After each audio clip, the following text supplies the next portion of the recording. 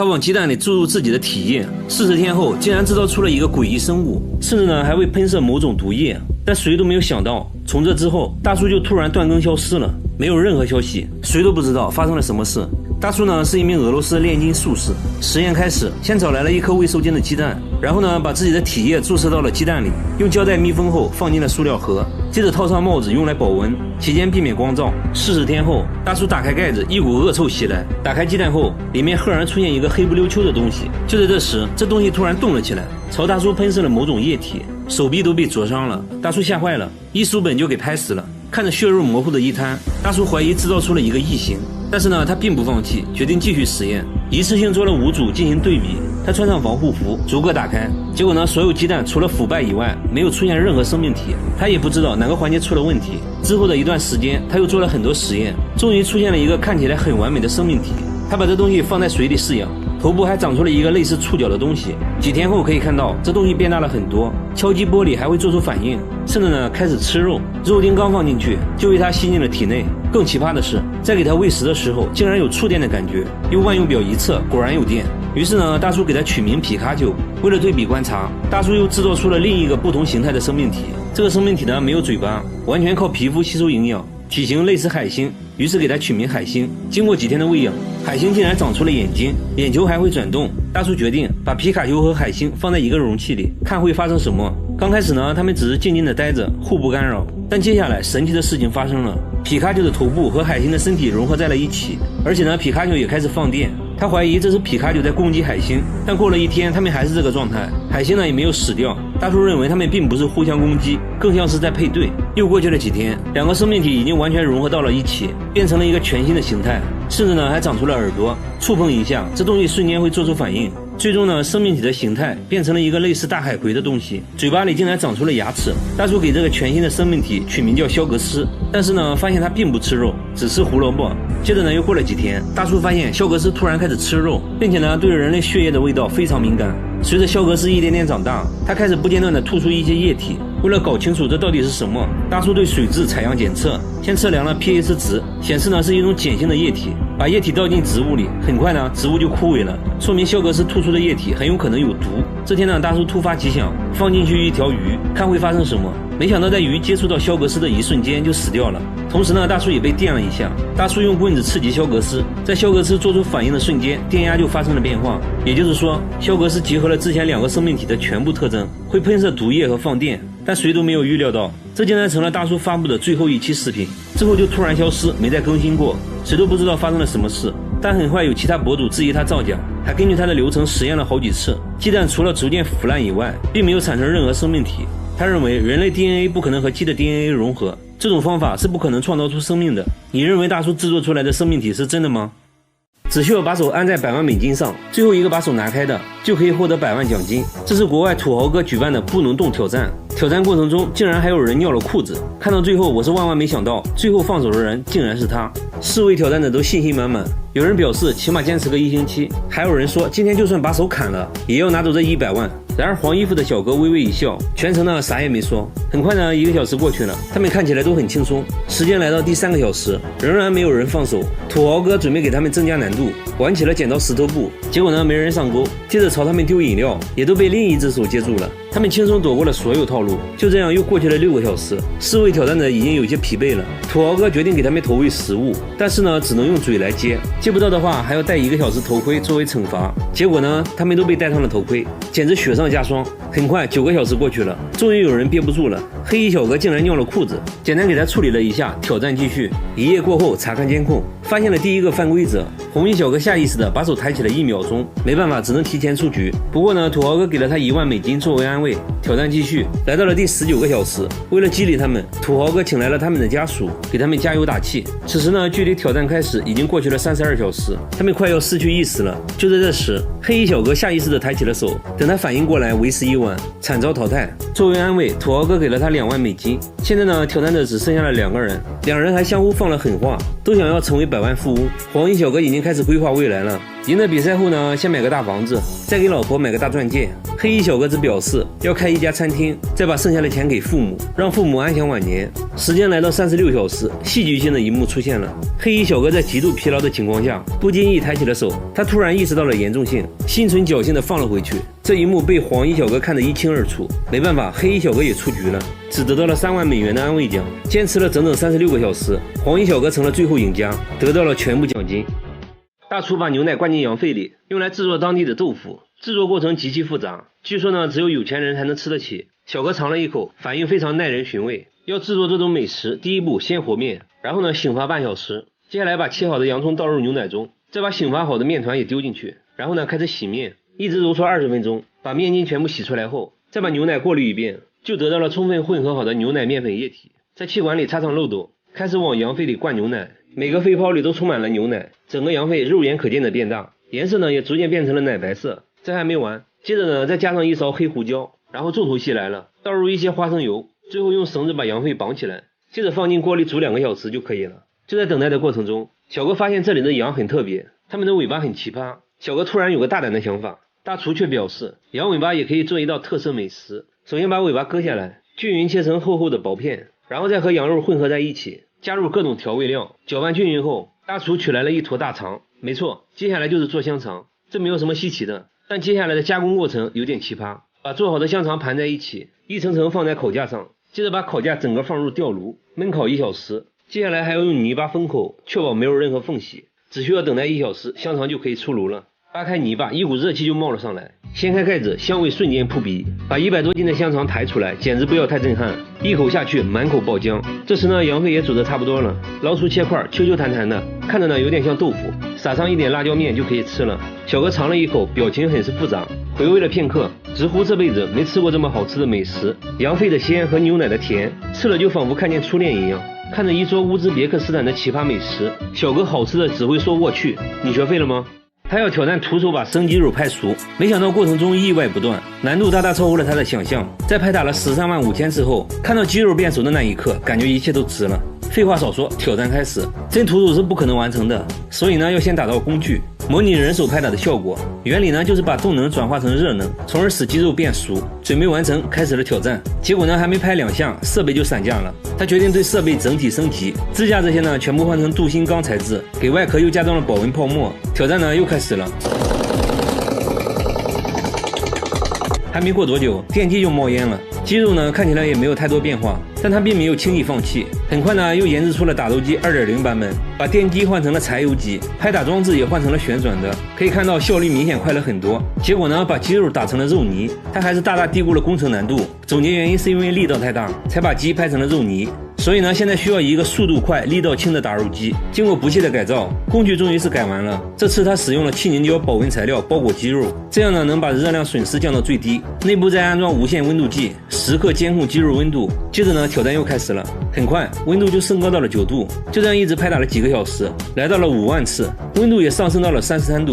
拍打7万次的时候，温度就来到了40度。随着温度不断升高，看起来把鸡肉拍熟是很有可能实现的。拍打了10万次的时候，意外呢又发生了，打肉机的螺栓竟然磨断了。小哥决定先查看一下鸡肉的成熟度。刚打开包装，一股刺鼻的味道袭来，他切下来一小块想要尝一尝，犹豫了很久还是没能下起嘴，只能接受失败。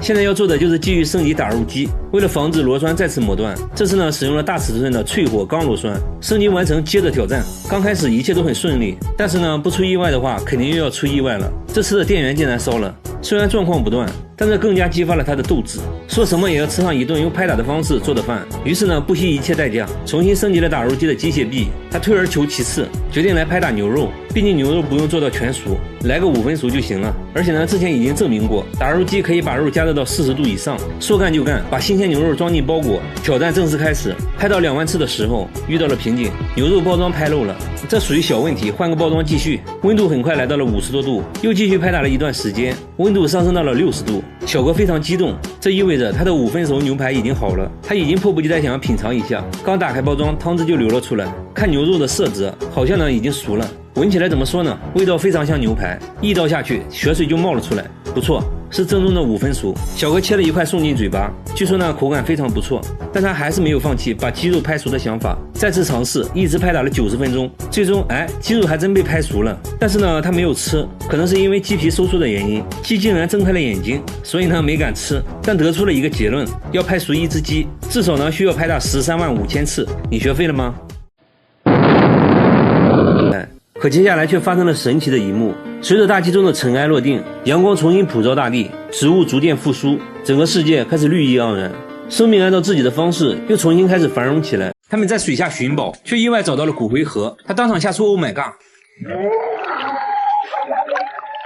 起因是他们听说这里有一艘沉船，船身呢还是一道海盗船，想想就觉得刺激，于是他们决定去水下寻宝。刚下来呢就发现了一个鱼竿，这也没啥用啊，丢在一边继续寻找，又找到了一只鞋，看着呢还挺新，拿着笔量了一下，大小也合适，他也不客气，直接穿了起来。继续寻找呢，又找到了几个酒瓶，保护环境人人有责，直接带走。慢慢的，他们还真发现了一艘沉船，两人来了兴致，但找了好久，还是只找到了一些酒瓶。两人不放弃，接着找。这时呢，他突然发现一根木头下面竟然露出了一只小孩的手，看着呢属实诡异。两人壮着胆子，决定一探究竟。他小心翼翼的往外拉，生怕把胳膊拽断，在下面拉扯了好久，终于拉了出来。原来是一个美人鱼玩具，虚惊一场。这时连大鲤鱼都被吸引了过来，轻轻抚摸一下，口感真好，手感真好。但这不重要，还是要继续我们的寻宝计划。既然船外面找不到什么好东西，他们直接来到船内，果然在夹缝中就发现了一个箱子，这箱子一看就有戏啊，电影中的宝藏就是用的这种箱子。两人兴奋不已，刚把箱子拿出来，就掉落了2枚金币。没成想箱子下面的金币更多，散落了一地，这不发了吗？在一声声 Oh my god 中，他们赶紧收集金币。同伴拿起一枚咬了一口，就留下了牙印，看起来是金币没错了。不一会儿呢，就捡到了上百枚金币。两人兴奋地来到岸上，把金币收藏好后，他们认为下面肯定还有更多好东西。为了加快速度，他们决定分开寻找宝藏。谁都想不到，两人这一去，差点崩溃，甚至连警察都来了。他刚下去，就在沉船附近搜索，没一会儿呢，就发现了一个锈迹斑斑的铁盒子，掂了一下，分量很重，而且还用塑料袋装着。他高兴坏了，估计呢这里面可能又是金币，慢慢掏出来，感觉方方正正的，里面呢好像还有个盒子。但就在这时，里面突然泄露了一些粉尘状的物质，翻个面一看，上面还有字，他扫了一眼，当场吓尿，这盒子竟然是个骨灰盒，吓得他赶紧往回游。上岸后跟同伴说了这件事，毕竟第一次遇到这种情况，他们商量了半天，也不知道如何处理，最后呢还是决定报警。等了半天，警察终于来了。警察了解情况后，并没有查询到骨灰主人信息。那现在看来，最好的解决方式就是把骨灰放到原来的位置。既然是不小心遇到的，那就应该尊重死者，让他在水下静静的待着。这次水下寻宝真是又喜又惊。可万万没想到，下一期水下寻宝，他又碰到了一个令人头皮发麻的东西。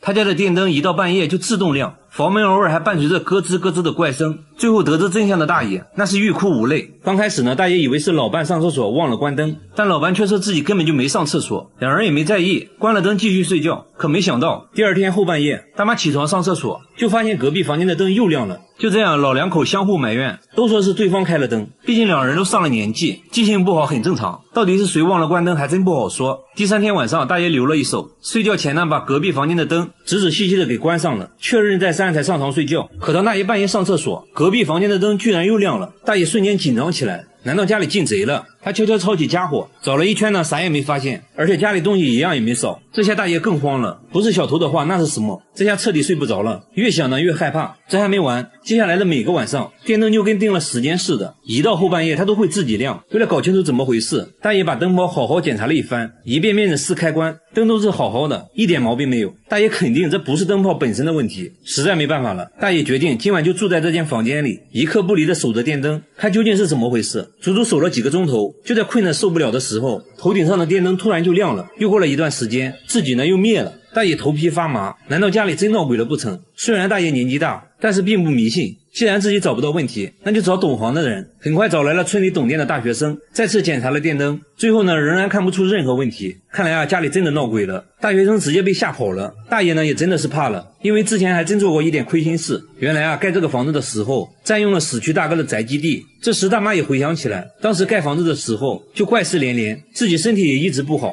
把这2件事联系到一块儿。大爷认为一定是大哥不高兴找上门来了。想到这里，大爷赶紧来到大哥坟前道歉，但大哥好像并没有消气，家里的灯还是一到半夜就自己亮。大爷家里闹鬼的事很快就传遍了全村，胆小的连他家的门也不敢上。而更让他们没想到的是，就连大白天这盏灯也开始自己亮。在巨大的精神压力之下，大妈扛不住了，一病不起。为了不让老伴再受刺激，大爷一咬牙把家里的电闸给断了，用上了煤油灯。就在这样的煎熬中，1年半的时间过去了，也就在这个时候，事情就出现了转机。原来供电公司对农村电网进行大检修，有人就把大爷家的怪事告诉了维修人员，大家马上就来到大爷家，对开关和线路来了个彻底检查。没过几分钟就找到了问题所在，发现是电灯的开关螺丝松了，造成了接触不良，把螺丝拧紧后，一切就恢复了正常。这个泉水里的鱼会嗑瓜子，还会和人一样吐出瓜子皮，甚至呢还能吃核桃。不仅如此，据说这鱼竟然还能长生不老，被当地村民奉为神鱼。更加诡异的是，人只要吃了这鱼就会生病，即使连猫都不敢吃这里边的鱼，村里的野猫路过这里都会选择绕道而行。这种种难以解释的现象让当地村民对神鱼信奉不已，甚至呢有人开始为神鱼塑像。乍一看，这些鱼和普通的鱼并没有什么区别。记者好奇地丢进去几颗瓜子，果然很快就有鱼把瓜子吃了下去，然而并没有发现有鱼吐出瓜子皮。过了一段时间后，水面上还真出现了一些瓜子皮。为什么会出现这种现象？记者四处打听，却听到了一个更惊人的秘密。这鱼不仅仅会嗑瓜子，还会定期集体消失。每年一到农历6月初，神鱼就会凭空消失5天，5天一过，这些鱼又会神奇的出现，而且鱼在生长的过程中，身体会慢慢变弯曲，形状异常诡异。对于这些鱼究竟从何而来，当地人都说不出个所以然。为此我们找来了水产专家，希望专家能给出合理的解释。一来到神鱼泉，专家便给鱼喂起了瓜子，很快水面上就冒出了瓜子皮。由于很多细节没办法看清楚，专家决定捞上一条仔细观察。然而呢，神鱼特别灵活，捞了半天一条也没捞到。不过在打捞的过程中，专家还是看出了一点端倪。他发现这些鱼越看越像是当地抚仙湖独有的一种鱼类，一种叫云南倒刺巴的鱼。为了验证猜测，我们决定前往抚仙湖捞上几条倒刺巴来对比。见到刚捞上来的倒刺巴，专家便肯定这就是神鱼泉中的鱼。不过由于长期生活环境的不同，两者在外形上还是有所差异。但奇怪的是，抚仙湖中的鱼并不会嗑瓜子。那这些鱼是如何来到神鱼泉的？专家认为可能是很久以前人为放进去的。专家仔细观察吐出的瓜子皮，发现瓜子皮上的黑色花纹都不见了。专家断定瓜子皮是被鱼磨出来的，通过咽喉齿的研磨就磨开了瓜子，果实吃了下去，瓜子皮呢也就被吐了出来。至于神鱼泉的鱼为什么会选择吃瓜子，是由于泉水封闭，周围呢没有食物来源，再加上当地人都把它奉为神鱼，就把自己喜欢吃的瓜子给它吃，鱼也只好慢慢学会了吃瓜子。专家还说，这鱼最喜欢吃的其实是菜叶。果然，把瓜子和菜叶同时丢进池中，神鱼争先恐后的抢着菜叶，瓜子无人问津。至此，神鱼嗑瓜子的疑问解开了。总结来说，就是饿的，给啥吃啥。至于当地盛传的吃鱼会生病的说法，完全是因为心理作用。而他们每年离奇消失的5天，其实是到了产卵的季节，找地方产卵去了而已。他家的墙壁温度高达60度，冷水泼在墙上，立马就冒出滚滚热气，还伴随着吱吱的声音。无论泼多少次冷水，都无法使温度降下来，不小心碰到都能把手烫个水泡。奇怪的是，其他墙面都不热，唯独杂物间的这面墙发热，而且呢只有局部一小块发热。他赶紧打开杂物间一探究竟，没想到门一打开，却让他大吃一惊，一股热浪迎面袭来。仔细观察后发现，这些热气正是从墙面上散发出来的，而且温度比外面的还要高，竟然达到了80度。住了几十年的房子，从未出现过这种现象，真的是活见鬼了。他在屋里研究了半天，几根电线引起了他的注意，部分电线已经没有了绝缘皮，他怀疑是漏电造成的这种现象。想到这里，他赶紧拉下了电闸，没想到几个小时过去了，墙壁依然非常烫手，很明显并不是漏电导致的。时间一晃就过去了10多天，这期间他想了很多方法，甚至每天晚上都会提一桶冷水泼在上面，然而温度依然是居高不下。更让他担忧不已的是，自从墙壁出现高温后，他17岁的女儿经常出现头晕头痛的现象，而且家里的鸡鸭也总是莫名其妙的死掉。很快他家的怪事就传遍了全村，村民议论纷纷，有人说他家风水不好，建议他把房子拆掉，找个风水好的地方重新盖。毕竟这么长的时间都找不到原因，他们一家也真的是怕了。他找来节目组，工作人员看到这种情况也很震惊，怀疑墙壁内可能含有放射性元素。工作人员赶紧拿出仪器检测，里里外外检测了半天，并没有发现任何放射性元素。这时呢，又有人说房子下面可能有温泉。随后节目组又找到了当地地质学家，专家不认为地下有温泉，温泉是不可能使墙壁发热的。目前呢，各种可能都被一一推翻，最后只能死马当活马医，找来了电工师傅。经过将近2个小时的仔细查找，答案终于浮出水面，原因就是漏电导致的，但不是他家漏电，而是邻居家漏电，漏到了他们家里。随后专家又解释了一通，反正呢大体意思就是邻居家的电源线和他家的电源线搭在了一起，他家的开关有破损，和墙壁内的钢筋连在了一起，这就构成了一个闭合回路，慢慢的就导致了墙体发热。至于用手摸没有触电，是因为墙体混凝土的内阻比较大，所以只能感觉到墙壁发热。至于女儿经常头痛的原因，可能是由于体质太差感冒了，而鸡鸭经常死亡的原因应该是一种家禽类的传染病导致的，与墙壁发热无关。他靠着文爸爸的臭袜子成功减肥，1年时间内竟然从160斤减到了98斤。他只要肚子饿了就去闻爸爸的臭袜子，还说刚脱下来冒着热气的袜子效果最好。之所以用这种奇葩的减肥方式，完全是因为那件事，直到最后瘦下来我才知道她有多漂亮。她之前也是个苗条的女孩，22岁那年去海外留学，寄宿在当地的居民家里。这一家人呢都是重量级的，每顿都是大鱼大肉。她刚开始也很懵，因为本身不喜欢吃肉，但架不住主人的热情，就跟着吃了起来。加上听不懂英语，别人问她好不好吃，她只会说 yes。主人以为她很喜欢吃肉，之后呢更是顿顿大鱼大肉。仅仅过了3个月，体重就增加了30斤，渐渐的也习惯了这种饮食方式。吃饭时她最常说的就是再来一碗。她尤其喜欢吃奶油，无论是烤肉还是零食，她都喜欢蘸上满满的奶油。慢慢的她发现之前的衣服已经穿不下了，肚子上的游泳圈也越来越明显。但即使这样，她也不觉得自己胖，因为和当地朋友比起来，她属于是非常苗条的，而且当地男生就喜欢胖胖的女孩。于是呢，她想着继续增肥，把朋友当成了自己的目标，比之前吃的更夸张。1年时间内体重变成了160斤。果然凭借胖胖的身材，在酒吧还真被帅哥搭讪了。留学结束后，她迫切的想回国，给男朋友展示自己的魔鬼身材。就在她想和男友来个拥抱时，结果男友根本没认出来。男朋友震惊了，你谁啊？隔天男友就提出了分手，理由呢也非常直接啊，你太胖了。他终于明白自己这不叫微胖，而就是胖，发誓要减肥。于是呢开始运动，接着控制饮食，坚持了没几天，实在饿得受不了了，就在放弃的边缘，突然传来了一股恶臭。抬头一看，就看到了爸爸的袜子。有这么臭吗？拿过来一闻，差点晕过去，瞬间就没了食欲，还不停的想吐。他突然灵光一现，通过闻臭袜子来控制食欲好像还不错。于是只要肚子饿了就去闻爸爸的臭袜子，刚脱下来的袜子效果最好，闻一下能顶一整天。再后来呢，他把臭袜子随身携带，父母吃饭他就闻臭袜子。就这样坚持用闻袜子的方式减肥，1年时间内他从160斤减到了98斤。之前的裤子穿在身上足足大了一大圈，但是大家不要模仿，这只是他个人的减肥方式，不一定正确，也并不适合所有人，搞不好还容易肺部感染脚气。减肥呢量力而行，健健康康最重要。他后背上竟然长了一个脑袋，还变得越来越大，摸起来呢软软的，感觉里面好像有东西在动，但谁都不知道里面到底是个什么东西。然而医生的一句话让所有人大惊失色，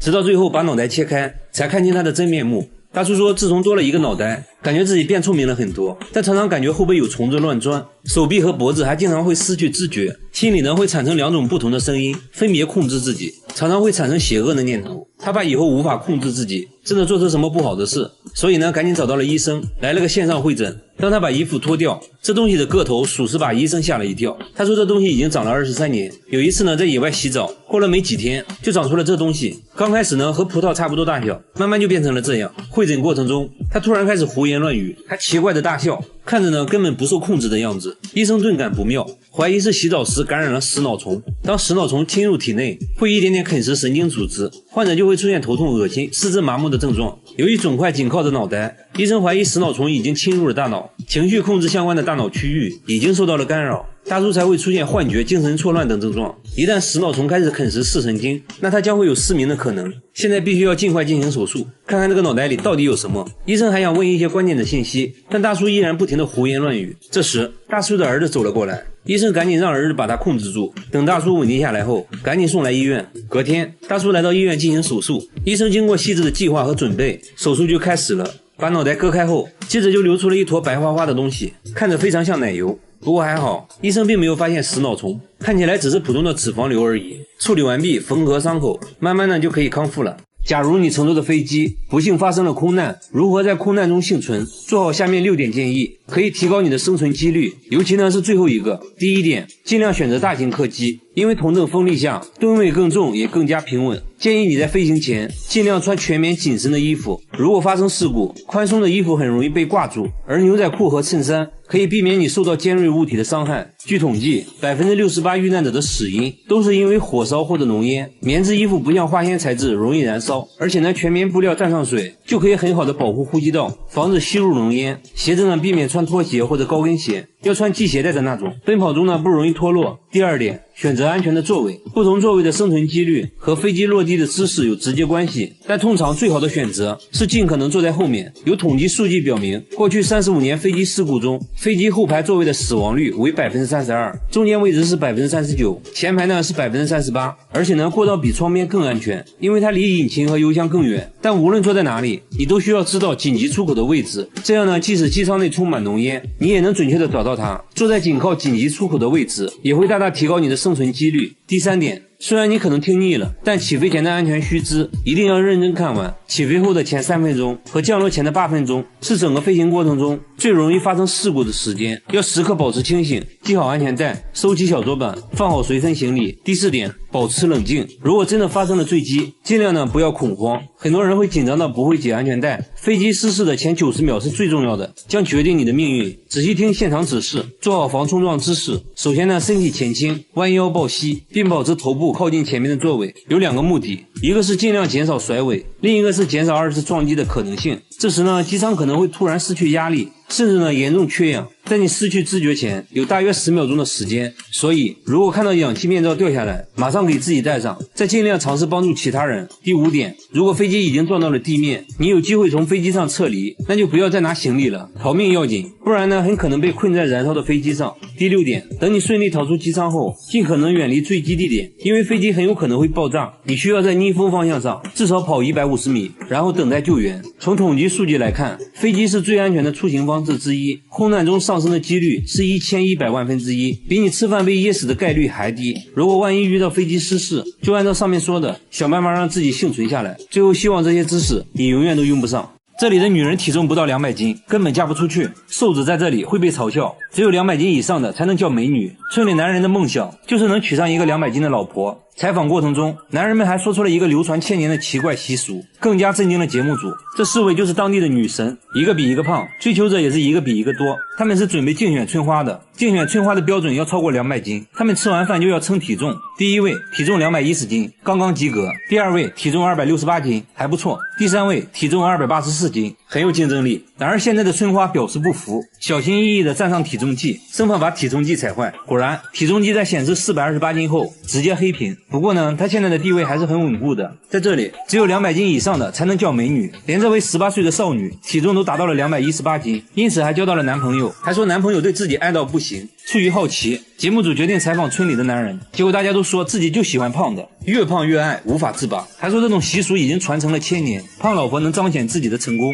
可以到处炫耀。他们这里信奉一句话，老婆要娶胖胖的，生活才会旺旺的。采访过程中，我们还看到了一对夫妻正在秀恩爱，男人在帮妻子抠头皮屑，眼神中流露着对妻子的宠溺。接着我们又去了村里有名的模范夫妻家里，一进门就看到女人在睡觉，丈夫小心翼翼地把妻子叫醒，还贴心地给妻子涂抹爽身粉，防止起痱子。女人说结婚16年，丈夫一直都是这样宠自己，感觉自己就像小公主一样，还说自己结婚前瘦瘦巴巴的，一点都不好看。啥也别说了，直接上秤吧，294斤，果然是标准的美女身材。工作人员想要挑战下，把300斤的小公主背起来是种什么体验？结果呢，差点骨折。女人又向节目组展示了自己的衣服，看着异常肥大，女人却说这是为了凸显身材的紧身裤。接着呢，还穿了起来，看得出来确实很凸显身材。她每天的工作就是吃饭、睡觉、看电视，最常说的话就是饭做好了吗？丈夫听到就赶紧去做饭，说娶个老婆不容易，关键呢还娶了个这么漂亮的，自己的老婆肯定要自己疼。女人拍着快饿扁的肚子，焦急地等待着。终于丈夫端来了饭菜，直接端到了妻子面前，赶紧给妻子盛了一盆。妻子接过米饭，大口开造，不一会儿一盆米饭就见了底，酒足饭饱，拍拍小肚腩，赶紧补个午觉。洗碗这种小事肯定是老公的，妻子只负责胖就行了。女人还告诉节目组自己保持身材的秘诀，那就是要多吃米饭，因为米饭属于碳水化合物，可以很好的维持我们的身材。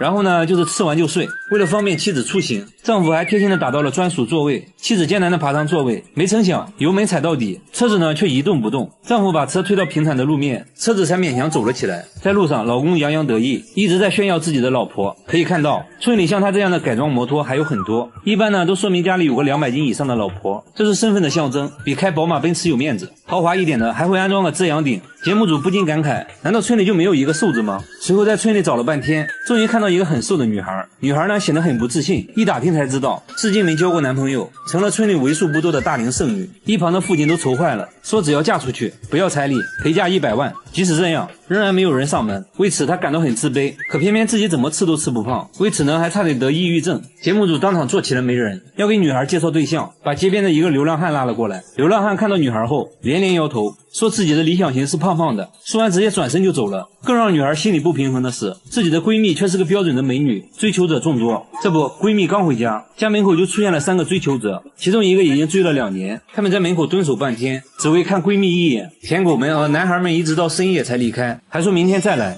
看得出来，闺蜜也很享受这种众星捧月的感觉。所以美的标准从来都不是唯一的，萝卜青菜各有所爱，自己喜欢最重要。花80万买的新房子竟然长出了黑色蘑菇，一天就能长高半米，一到晚上呢还会化成一滩黑水，看着非常瘆人。最诡异的是，拔掉后第2天就会重新冒出来，还越长越多，主人直接被吓哭了。物业把地板拆开后才发现情况远比想象的还要可怕，然而专家说的话却更加让人意外。反正就是上个月开始吧，具体是哪天我真是忘记了。蘑菇我们自己弄掉过三次了，然后这是最严重的一次。这是早上，这是晚上，然后昨天突然间，你看就一天的变化变成这样子。到晚上的时候，我就特别着急，很多嘛，你刚刚也看到了，很严重的。然后我就带着小孩，我就在家里，我也不知道怎么办，我就哭啊。长蘑菇的地方在卫生间的墙角，大概呢1个月前，墙角第一次长出蘑菇，当时他也没太在意，直接拔掉了。但是没过几天，这种长相古怪的蘑菇又再次冒了出来，而且呢蘑菇开始长得越来越多，直到最近的一次，一下子竟然长出了7、8朵，甚至呢其他地方也开始长蘑菇。卫生间的吊顶上尤其严重，蘑菇白天是白色的，一旦到了晚上就变黑，还流出黑色液体，看着实在诡异。他找来物业处理，物业把地板撬开后发现，地板下不仅异常的潮湿，而且黑黢黢的一片。研究了半天也没有找到具体原因，但可以确定的是，卫生间的防水没做好，有明显的渗水现象。接连4次长出蘑菇，还一次比一次多，自己住的实在不舒坦。王女士找到开发商要求退房，开发商呢却一口咬定是王女士自己的问题，死活呢就是不给退。实在没办法了，他找来节目组，现在最重要的是先确定这蘑菇有没有毒。于是呢，记者又找到了菌类专家。现在从图片上看呢，那么基本上可以确定它是这个墨子鬼砂在腐木上生长。它生长速度非常快。那么一般情况一夜之间就可以变成像木汁一样流下来，变成一根枝叶的。专家还说，虽然名字听起来有些惊悚，但这种蘑菇竟然是可以吃的。不过呢，要在幼嫩的时候才可以，但最好不要喝酒，否则会出现中毒现象。不过专家强调，只要是野生类的蘑菇，他都不建议食用。至于他家为何接连长蘑菇，专家猜测木板上应该有很多孢子，孢子呢就相当于蘑菇的种子，再加上地板潮湿，刚好呢温度和湿度都比较适合，于是就重新萌发生长了。要彻底解决王女士的心理负担，就要彻底解决墙角长蘑菇的事。专家建议，第一呢，要对地板进行更换和清理；第二呢，要保持屋内干燥和通风。在记者的帮助下，他再次联系上了开发商，对方表示会彻底进行清理。目前呢，已经对卫生间的墙角进行了整改，原有的地板已经拆掉了，地基呢也进行了清理，之后还会重新做卫生间的防水，装上新地板，相信问题可以得到解决。